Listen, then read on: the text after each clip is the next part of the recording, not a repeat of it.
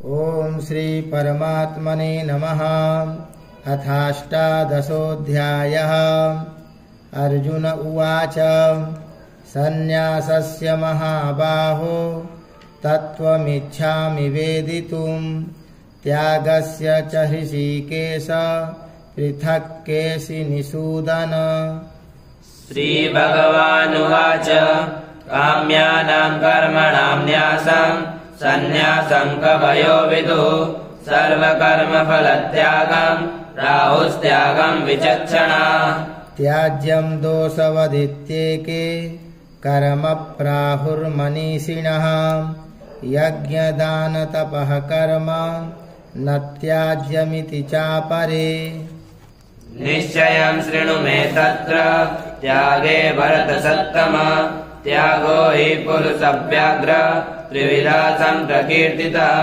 यज्ञदानतपः कर्म न त्याज्यं कार्यमेव तत् यज्ञो दानं तपश्चैव पावनानि मनीषिणाम्। एतान्यपि तु कर्माणि सङ्गं त्यक्त्वा फलानि च कर्तव्यानीति मे पार्थ निश्चितं मतमुत्तमम्। नियतस्य तु सन्न्यासः कर्मणो नोपपद्यते मोहात् तस्य परित्यागस्तामसः परिकीर्तितः। दुःखमित्येव यत्कर्म कायक्लेशभयात् त्यजेत् स कृत्वा राजसं त्यागं नैव त्यागफलं लभेत्। कार्यमित्येव यत्कर्म नियतं क्रियतेऽर्जुन सङ्गं त्यक्त्वा फलं चैव सत्यागः सात्विको मतः। न द्वेष्ट्य कुशलं कर्म कुशलेनानुसज्जते त्यागी सत्त्वसमाविष्टो मेधावी छिन्न संशयः।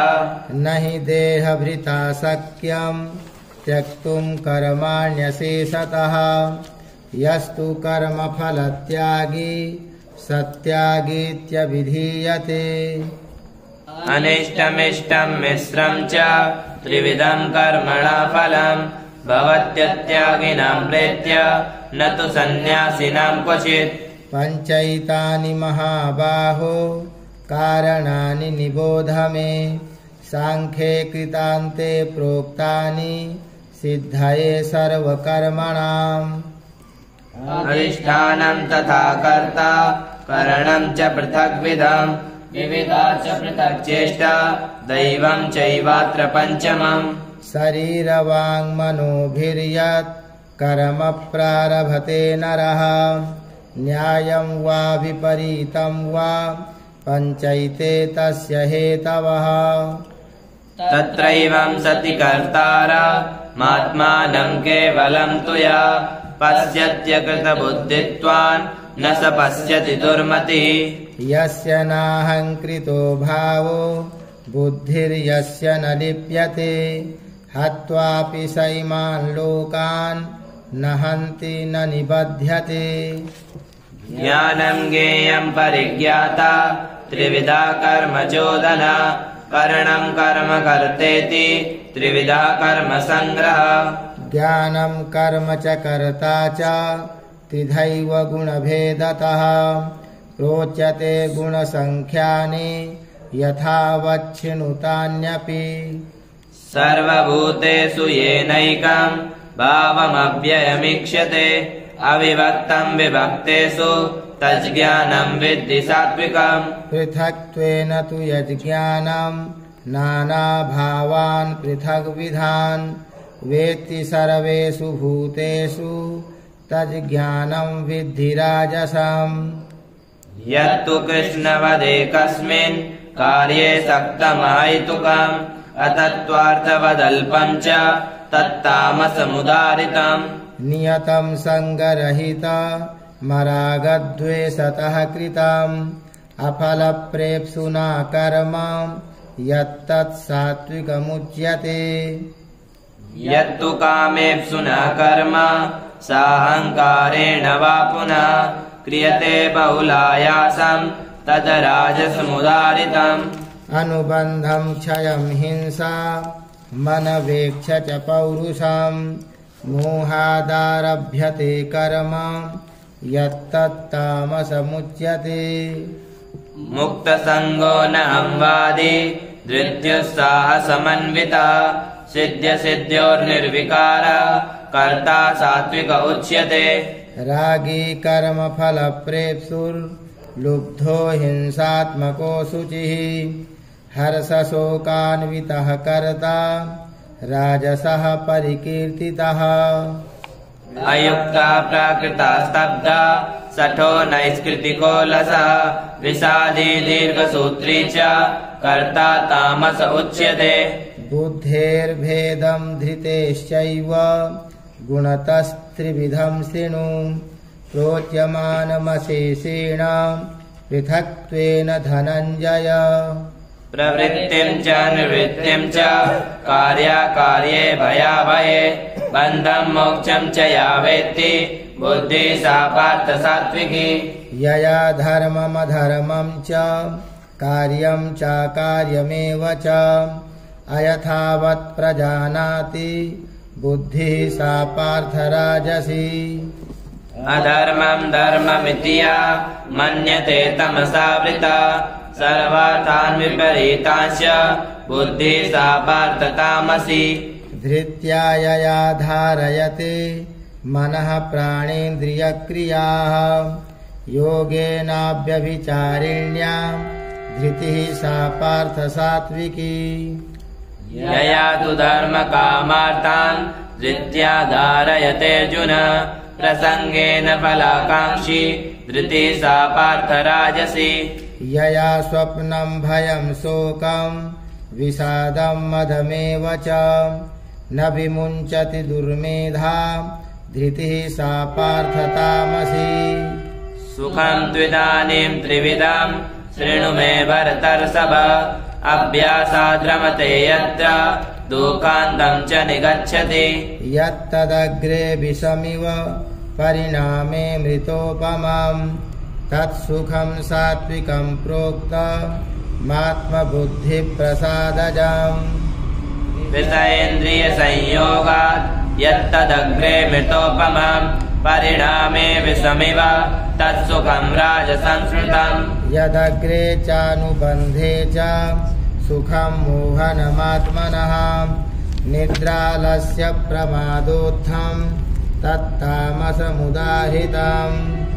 न तदस्ति पृथिव्यां वा दिवि देवेषु वा पुनः सत्त्वं प्रकृतिजैर्मुक्तं यदेवी स्यात् त्रिभिर्गुणैः ब्राह्मणक्षत्रियविषां शूद्राणां च परन्तप कर्माणि प्रविभक्तानि स्वभावप्रभवैर्गुणैः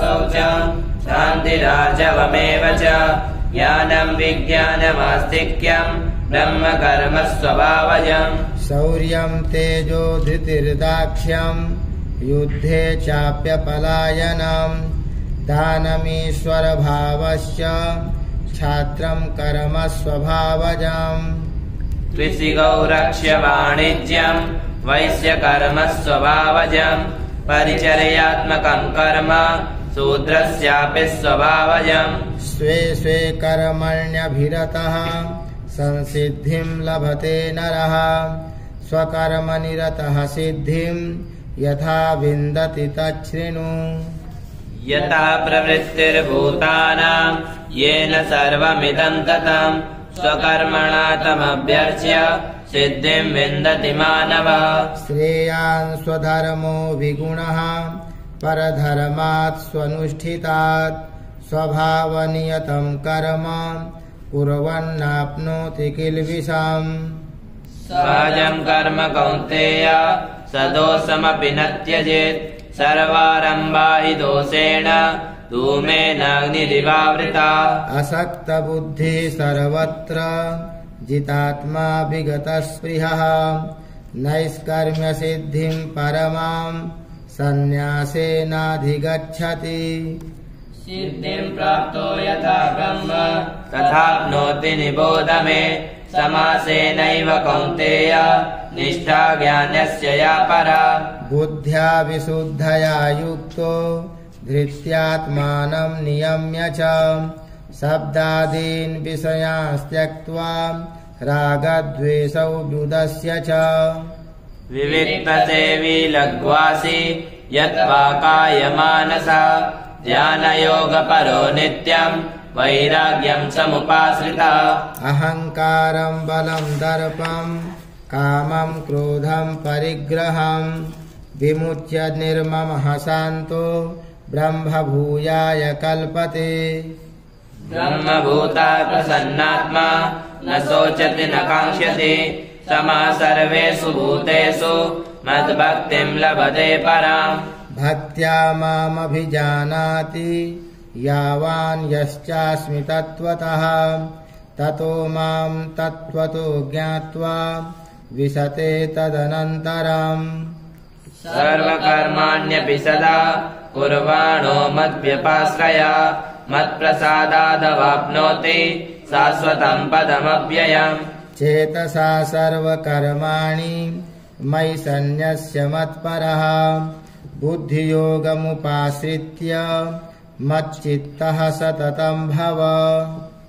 मच्चित्ता सर्वदुर्गाणि मत्प्रसादात् तदिष्यसि अथ चित्त्वमहङ्कारान् न श्रोष्यसि विनक्ष्यसि यदहङ्कारमाश्रित्य न योत्स्य इति मन्यसे मिथ्यैष व्यवसायस्ते प्रकृतिस्त्वां नियोक्ष्यति स्वभावजेन कौन्तेय निबद्धा स्वेन कर्मणा कर्तुम् नेच्छसि यन्मोहात् करिष्यस्य वशोऽपि तत् ईश्वरः सर्वभूतानां हृद्देशेऽर्जुन तिष्ठति भ्रामयन् सर्वभूतानि यन्त्रारूढानि मायया तमेव शरणम् गच्छ सर्वभावेन भारत तत्प्रसादात् पराम् शान्तिम् स्थानम् प्राप्स्यसि शाश्वतम् इति ते ज्ञानमाख्यातम् गुह्याद् गुह्यतरम् मया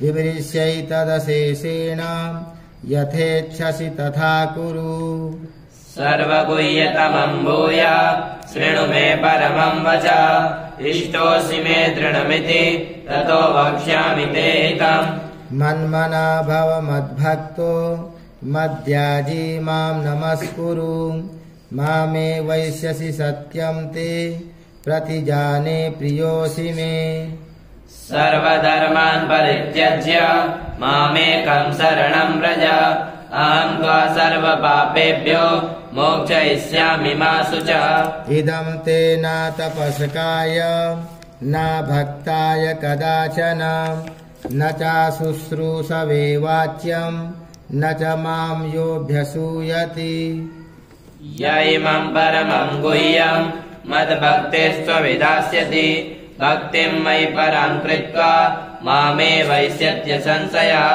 न च तस्मान् मनुष्येषु कश्चिन्मे प्रियकृत्तमः भविता न च मे तस्मा धन्यः प्रियतरो भुवि अध्येष्यते च इमम् धर्मम् संव्याधमावयो ज्ञानयज्ञेन तेनाहमिष्टास्यामिति मे मतिः श्रद्धावाननसूयश्च शृणुयादपि यो नरः सोऽपि मुक्तः शुभान् लोकान् प्राप्नुयात् पुण्यकर्मणाम् कच्चिदेतच्युतम् पार्थ त्वयैकाग्रेण चेतसा कच्चिदज्ञानसम्मोह प्रनष्टस्ते धनञ्जय अर्जुन उवाच नष्टो मोहः स्मृतिर्लब्धा त्वत्प्रसादान्मयाच्युत स्थितोऽस्मि गतसन्देहः करिष्ये वचनं तव सञ्जय उवाच इत्यहम् वासुदेवस्य पार्थस्य च महात्मनः संवादमिममश्रौष मद्भुतम् रोमहर्षणम् व्यासप्रसादाच्छ्रुतवा नेतद्गुह्यमहम् परम् योगं योगेश्वरात् कृष्णात् साक्षात् कथयतः स्वयम् राजन् संस्मृत्य संवादमिममद्भुतम् केशवार्जुनयो पुण्यम् हृष्यामि च मुहुर्मुहुः तच्च संस्मृत्य रूपमत्यद्भुतम् हरेः विस्मयो मे महान् राजन् हृष्यामि च पुनः पुनः यत्र योगेश्वरः कृष्णो यत्र पार्थो धनुर्धरः तत्र श्रीविजयो भूतिर्ध्रुवा नीतिर्मतिर्मम।